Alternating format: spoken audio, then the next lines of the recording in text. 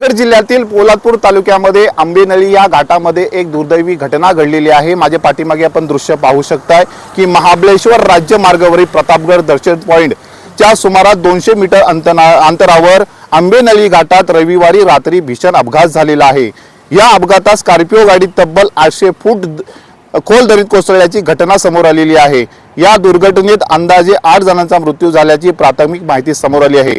अपघातग्रस्त सर्वजण साताऱ्यातील कोरेगाव तालुक्यातील आसगाव येथील रहिवासी असल्याचं सांगण्यात येत आहे।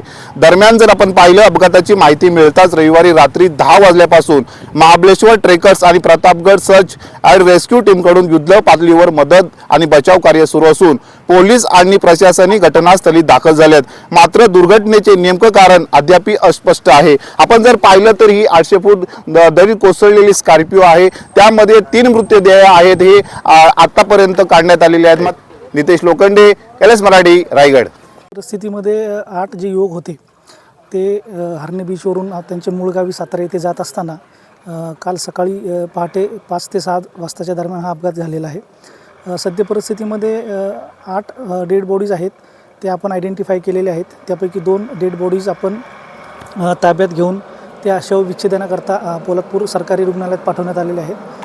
उर्वरित ज्या डेड बॉडीज आहेत ते आपण दरीच्या खालून रिकवर करणार आहोत। आत्ता सद्य परिस्थितीला प्रतापगड ट्रेकर्स, त्याच्यानंतर महाबळेश्वर ट्रेकर्स, त्याच्यानंतर रोह्याचं सह्याद्री रेस्क्यू फाउंडेशन, महाडचं एक रेस्क्यू फाउंडेशन आहे, असे 4 रेस्क्यू फाउंडेशन्स काल रात्री 10:30 वाजल्यापासून सलग रेस्क्यूचं काम करत आहेत आणि इतर डेड बॉडीज आम्ही रिकवर करत आहोत। साधारणतः किती पथकं काम करत आहेत आणि कशा पद्धतीनं हा अपघात घडला, कोणतं कारण होतं हे अपघातामागचं? एकूण याच्यामध्ये 4 पथकं जी आहेत, महाबळेश्वरची, पोलादपूरची आणि महाडची अशी रेस्क्यू टीम काम करत आहेत।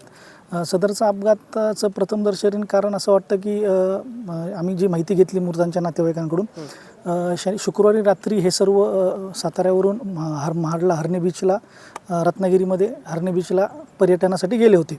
त्या ठिकाणी शनिवारी सकाळी पोहोचल्यानंतर शनिवारी दिवसभर ते त्याच ठिकाणी होते व शनिवारी रात्री उशिरा म्हणजे रविवारी पहाटे 2:30 वाजता ते पुन्हा हरणे बीचवरून साताऱ्याच्या दिशेने जात होते। थोडक्यात असं वाटतं की झोप लागली असेल ड्रायव्हरला, कदाचित त्याच्यामुळे प्रवास जास्त झाल्यामुळे डुलका लागल्यामुळे ते दरीमध्ये गाडी कोसळलेली आहे। आज आंबेनळी घाटामध्ये एक वाहनाचा अपघात झालेला आहे। त्यातमध्ये अंदाजे 8 ते 9 मुलांचा दुर्दैवी अंत झालेला आहे। ह्या अगोदरसुद्धा दापोली बसचा सुद्धा एक मोठा अपघात झाला होता। त्यात 30 जण कर्मचारी, स्टाफ, अधिकारी वर्गसुद्धा दगावला होता। या ठिकाणी शासनानं तातडीची संरक्षण कठोर करण्याची गरजेचं आहे। आता मी ज्या ठिकाणी उभा आहे इथून डाव्या हाताला दापोली बस खाली गेली होती। ह्या भागाला अजूनही संरक्षण कठोरे शासनानं काही केलेले नाहीत। आज जो हे अपघात झालेला आहे तो त्याच हेतू म्हणजे त्या ठिकाणी कुठल्याही प्रकारचं संरक्षण कठोरा नाही आहे। तर शासनाने या बाबतीत जास्तीत लक्ष घालून आंबेनळी घाट किंवा प्रतापगड किंवा ज्या ठिकाणी आपण प्रवास करणार घाटाला आहे त्या ठिकाणी ते संरक्षण करणं गरजेचं आहे। दापोलीची बस ज्या वेळेला गेली तेव्हा पहिला कॉल मला झाला होता। त्यानंतर ती काढली आपण रेस्क्यू करून, त्याच्यानंतर प्रशासनाला जाग आली, रस्त्याचं काम झालं बऱ्यापैकी आणि आत्ता या रस्त्याचं काम चालू आहे।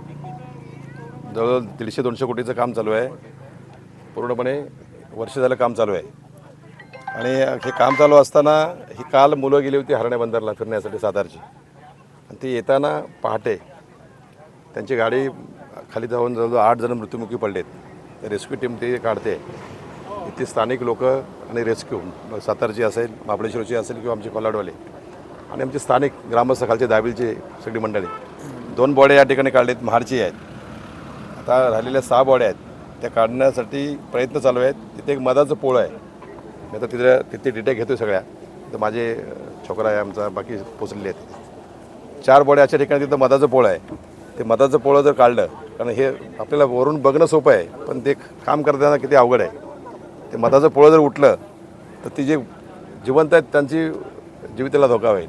त्यासाठी आम्ही आता सगळ्यांना फोन लावून सगळे आम्ही जे आदिवासी इकडचे आहेत जे मध काढतात या सगळ्यांना बोलवलं आहे। परंतु प्रवास करताना प्रत्येकाने लक्ष ठेवून केलं गरजेचं आहे। जो ॲक्सिडेंट हा झालेला आहे तो जर आपण प्रत्यक्ष पाहणी केली तर तो होण्यासारखा नाही। तिथे मातीचा एवढा मोठा लगदा ढिग आहे, त्या ढिगावरून डायरेक्ट गाडी खाली गेली। ही प्रशासनाची चूक म्हणता येणार नाही, परंतु माझी एक विनंती राहील प्रशासनाला, काम घाटातलं पावसाळ्यात पूर्ण व्हावं. आणि जे काम चालू असताना इथे काय आपण रस्ता बंद नाही केलेला, त्यामुळे वाहतूक चालू आहे. महाबळेश्वर हे आंतरराष्ट्रीय पर्यटनस्थळ आहे, इथं अनेक पर्यटक येतात, त्यांना इकडचं लोकेशन माहिती नाही आणि वळणं असल्यामुळे त्यांना असं वाटतं हा रस्ता समोर आहे आणि मग टर्न मारताना त्यांची चूक होते किंवा झोपेत किंवा प्रवासातून त्यांची अशा प्रकारे दुर्घटना होते. अशा अनेक या घटना या ठिकाणी घडल्या. माझी विनंती प्रशासनाला, सरकारला, की पावसाळ्यापूर्वी जी काम जरी चालू असलं तरी या ठिकाणी बॅरिकेड तात्पुरते तयार करून त्या ठिकाणी फलक लावे सावधानतेचे, तरच पुढची जीवितहानी वाचेल.